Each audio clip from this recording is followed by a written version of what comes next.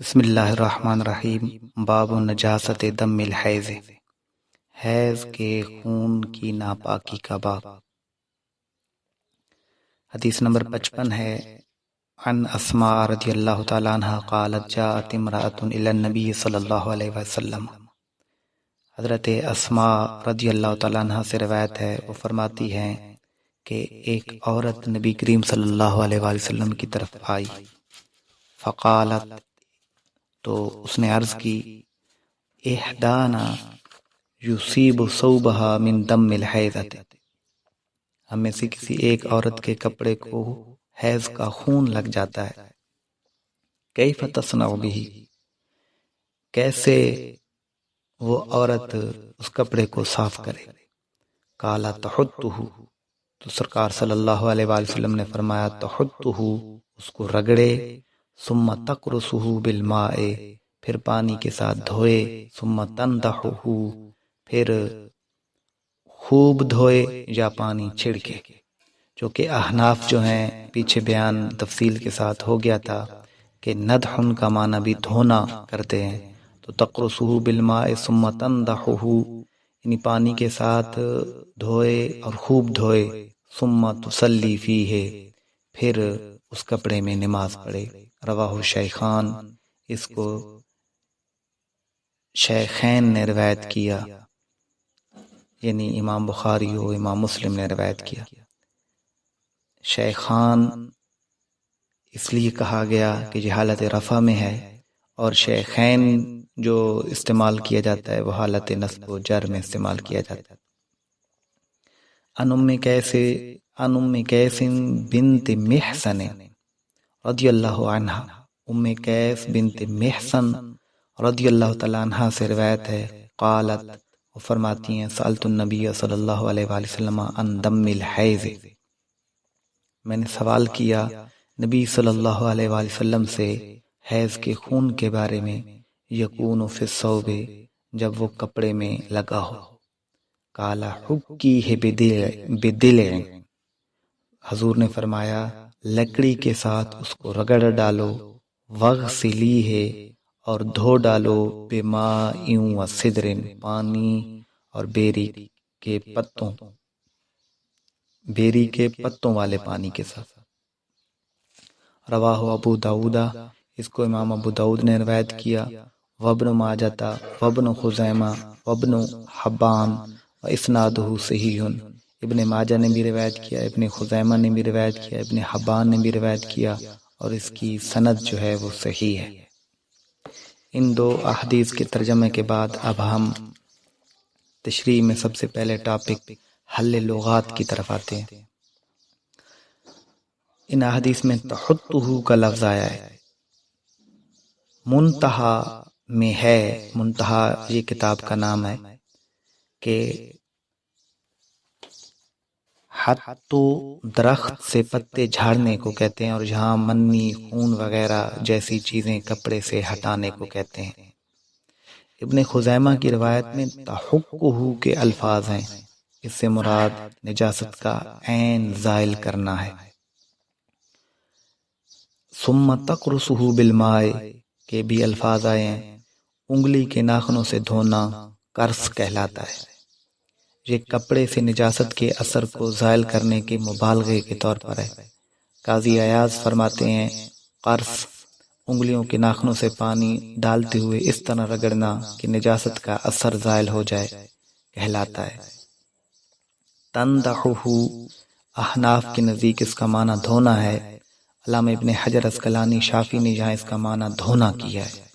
اس حدیث میں جب ندحن سے شواف دھونے کا معنی مراد لیتے ہیں تو احناف کہتے ہیں کہ دودھ پیتے بچے کے پیشاب کی روایت میں بھی ندحن کے الفاظ ہیں، لہذا وہاں بھی دھونے کا معنی لیا جائے گا۔ حکیہ بدلع، حکا کا معنی رگڑنا ہے، اور ہا ضمیر خون کو راجع ہے۔ دلعن حیوان کی پسلی کو کہتے ہیں، جہاں پسلی کی طرح ٹیڑھی لکڑی مراد ہے، یا مطلقاً لکڑی بھی معنی کیا جا سکتا ہے، کیونکہ حیض کا خشک خون کسی بھی لکڑی کے ساتھ رگڑا جا سکتا ہے۔ بماء و سدر، یہاں واو بمانا زائدہ ہے، الگ بیری کے پتوں سے صفائی نہیں ہو سکتی جب تک پانی میں ملے ہوئے نہ ہوں، یہ صرف اچھے طریقے سے صفائی کے لیے فرمایا گیا۔ مذکورہ احادیث کے ضمن میں شارحین نے 3 مسئلوں پر تفصیلی بحث کی ہے۔ احادیث میں تقرصہ بالماء واغسلیہ بماء سے بعض ائمہ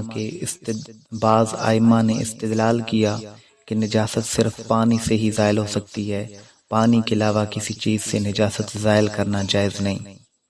دوسرا مسئلہ یہ کہ ان احادیث میں مطلقاً حیض کے خون کو دھونے کا حکم دیا گیا ہے، اس وجہ سے شوافی نے کہا نجاست قلیل ہو یا کثیر، سوائے کھٹمل کے خون کے اسے دھویا جائے گا۔ اور پھر اسی اختلاف کے ضمن میں قلیل اور کثیر کی مقدار میں بھی اختلاف کیا جاتا ہے، یہ تیسرا مسئلہ ہوا۔ ہم ان تینوں مسئلوں پر بالترتیب بحث کرتے ہیں۔ نمبر 1، ہر مائع چیز سے نجاست کو زائل کرنے پر احناف کا موقف۔ مالکیہ کے نزدیک صرف پانی سے نجاست کو زائل کیا جائے گا، جبکہ احناف ہر مائع چیز سے نجاست کو زائل کرنے کے قائل ہیں۔ پہلی دلیل یہ ہے کہ نجاست کے عین کو زائل کرنا کافی ہوتا ہے، جیسے ارشاد ربانی ہے وَثِيَابَكَ فَطَّهِّرْ، اور آپ اپنے کپڑے پاک رکھیں۔ قرآن میں مطلقاً پاک رکھنے کا حکم دیا گیا ہے، پانی سے ہو یا پانی کے علاوہ کسی چیز سے طہارت حاصل ہو جائے گی۔ احناف کی دوسری دلیل یہ روایت ہے کہ مجاہد بیان کرتے ہیں حضرت عائشہ رضی اللہ تعالیٰ عنہ نے فرمایا کہ ازواج مطہرات کے پاس صرف ایک کپڑا ہوتا تھا، اس میں حیض آ جاتا، پھر اگر اس کپڑے کو حیض کا خون لگ جاتا تو وہ تھوک سے خون کو بھگوتی، پھر تھوک سے رگڑ کر صاف کر دیتی تھیں۔ اس حدیث میں تھوک سے خون کو صاف کرنا تھوک سے خون کو صاف کرنا اس سے واضح ہو رہا ہے، اس حدیث میں تھوک سے خون کو صاف کرنا واضح ہو رہا ہے کیونکہ اس دور میں پانی کی قلت ہوتی تھی، ہر جگہ پانی میسر نہیں ہوتا تھا، اور تھوک پانی نہیں ہے، بس ثابت ہوا کہ ہر وہ چیز جو نجاست زائل کر سکتی ہے اس سے پاکی حاصل کرنا جائز ہے۔ ابن العربی مالکی کہتے ہیں جو یہ چونکہ حالت حیض کا معاملہ ہے اور حالت حیض میں کپڑے پر قلیل یا کثیر جتنا بھی خون ہو دھونا ضروری نہیں، لہذا یہ ثابت نہیں ہوتا کہ اس سے پاکی حاصل ہوئی۔ ہم یہ کہتے ہیں کہ یہاں کپڑے کی پاکی ہی مقصود ہے، وگرنہ اتنے تکلیف کی نیز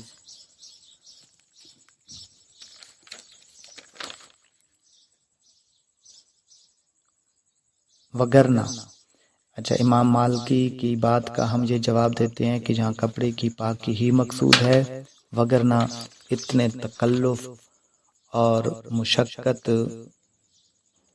کی نیز یہ بھی ذکر نہیں کہ پھر بعد میں اسے پانی سے دھویا جاتا ہو، کہ تکلف کی کیا ضرورت تھی۔ اور دوسرا جواب یہ کہ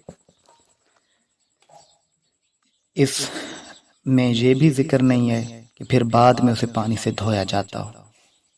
احناف کی تیسری دلیل کے طور پر پتھروں کے ساتھ استنجا کرنا، منی کو رگڑنا جیسا کہ احادیث میں گزرا ہے ثابت ہے۔ پتھروں اور رگڑنے کے ساتھ طہارت کا حاصل ہونا اس بات کی دلیل ہے کہ صرف پانی نجاست کو زائل کرنے کے لیے ضروری نہیں۔ مذکورہ احادیث میں جو پانی کا ذکر ہے یہ اکثر وقوع پذیر ہونے کی وجہ سے ہے، کیونکہ زیادہ تر پانی سے نجاست زائل کی جاتی ہے، اس لیے اسے ذکر کر دیا گیا۔ اور دوسرا جواب علامہ عینی نے یہ دیا کہ تخصیص الشیء بالذکر لا يدل علی نفی الحکم عما عداہ، یعنی ذکر کے ساتھ کسی چیز کا خاص ہونا اس کے علاوہ کسی چیز کی نفی پر دلالت نہیں کرتا، یعنی پانی کے ذکر کے ساتھ تخصیص اس بات پر دلالت نہیں کہ پانی کے علاوہ کسی چیز سے پاکی حاصل نہیں ہو سکتی، جیسے قرآن میں ہے وَارْكَعُوا مَعَ الرَّاكِعِينَ، رکوع کرنے والوں کے ساتھ رکوع کرو۔ اب راکعین کے علاوہ رکوع کرنا بھی جائز ہے، ضروری نہیں کہ رکوع تب کیا جائے جب راکعین ہوں۔ دوسرا مسئلہ ہے کہ قلیل نجاست کا معاف ہونا۔ مالکیہ اور احناف کے نزدیک قلیل نجاست معاف ہے، یعنی نجاست اگر تھوڑی ہو، درہم کی مقدار نہ ہو تو اسے دھو لینا سنت تو ہے لیکن ضروری نہیں۔ نماز پڑھ لی تو لوٹانے کی ضرورت نہیں۔ ہاں، مالکیہ کے نزدیک قلیل مقدار کی تعیین میں اختلاف ہے۔ پہلی دلیل یہ ہے مالکیہ اور احناف کی کہ لا یکلف اللہ نفسا الا وسعها، اللہ کسی پر اس کی طاقت سے زیادہ بوجھ نہیں ڈالتا، اور فرمایا وما جعل علیکم فی الدین من حرج، اور اللہ نے تم پر دین کے معاملے میں کوئی تنگی نہیں ڈالی۔ اب اگر قلیل مقدار معاف نہ ہو تو مکھیاں گندگی پر بیٹھ کر انسانوں کے جسم اور کپڑوں پر بیٹھتی ہیں تو ان کے پاؤں کے ذریعے سے نجاست کے باریک ذرات لگ جاتے ہیں۔ اسی طرح مچھر، پسوں وغیرہ کا خون لگ جاتا ہے۔ نیز کوئی پھوڑا، پھنسی یا زخم ہوتا ہے جس کی تھوڑی سی پیپ وغیرہ کپڑے کے ٹچ ہونے سے لگ جاتی ہے۔ ان سب صورتوں میں کپڑوں اور جسم کا دھونا ضروری ہونا چاہیے۔ جب بھی مکھی بیٹھے، مچھر کاٹے، زخم پر کپڑا لگے، اس سے نماز نہیں ہونی چاہیے۔ اگر ایسا حکم دے دیا جائے تو طاقت سے زیادہ تکلیف اور حرج پیدا ہو جائے گا، اس لیے قلیل مقدار کا معاف ہونا آیات مذکورہ سے ثابت ہو رہا ہے۔ دوسری دلیل یہ ہے کہ احادیث صحیحہ اور آثار یقینیہ سے ثابت ہے کہ حضور صلی اللہ علیہ وآلہ وسلم خود اور صحابہ کرام پتھروں سے استنجا کیا کرتے تھے۔ اس صورت میں نجاست کا کلی طور پر صاف ہو جانا لازمی نہیں ہے، بلکہ پتھروں کے ساتھ استنجا کی صورت میں نجاست کی کچھ ذرات کا رہ جانا یقینی ہے۔ اسی وجہ سے تو حضور صلی اللہ علیہ وآلہ وسلم نے نیند سے بیدار ہونے کے بعد برتن میں ہاتھ ڈالنے سے پہلے دھونے کا حکم دیا تھا کہ کہیں پتھروں کے ساتھ استنجا کرنے کے باوجود ہاتھ اگر مقعد کو لگا ہو تو نجاست لگ جائے گی، لیکن اس کے باوجود نماز کو جائز قرار دیا گیا کیونکہ ذرات باقی ہوں بھی تو قلیل مقدار معاف ہے۔ قلیل نجاست کے معاف ہونے کی تیسری دلیل یہ روایت ہے کہ حضرت عائشہ صدیقہ رضی اللہ تعالیٰ عنہ فرماتی ہیں اگر اللہ تعالیٰ قلیل خون کو بھی حرام کر دیتا تو لوگ خون کو گوشت کی رگوں سے بھی تلاش کر کے نکالتے، لیکن ہم گوشت پکاتے ہیں اور ہنڈیا کے اوپر پیلاہٹ ہوتی ہے۔ اس روایت سے واضح طور پر قلیل مقدار کو معاف فرمانے کے بارے میں کہا گیا۔ چوتھی دلیل ان آثار پر مشتمل ہے کہ مجاہد فرماتے ہیں ابو ہریرہ رضی اللہ تعالیٰ عنہ پیشاب یا خون کے 1 یا 2 قطروں کے ساتھ نماز پڑھنے میں کوئی حرج نہیں سمجھتے تھے۔ ابن ابی اوفا کا ناک صاف کرتے ہوئے نماز میں تھوڑا سا خون نکلا۔ ابن عمر رضی اللہ تعالیٰ عنہ کی پھونسی یعنی دانہ سے خون اور پیپ نکلی تو آپ نے اپنے ہاتھ سے اسے پوچھا، نماز پڑھی اور وضو نہیں کیا۔ مبارک بن فضالہ حضرت حسن سے روایت کرتے ہیں کہ نبی کریم صلی اللہ علیہ وآلہ وسلم نے نماز میں جوں کو مارا۔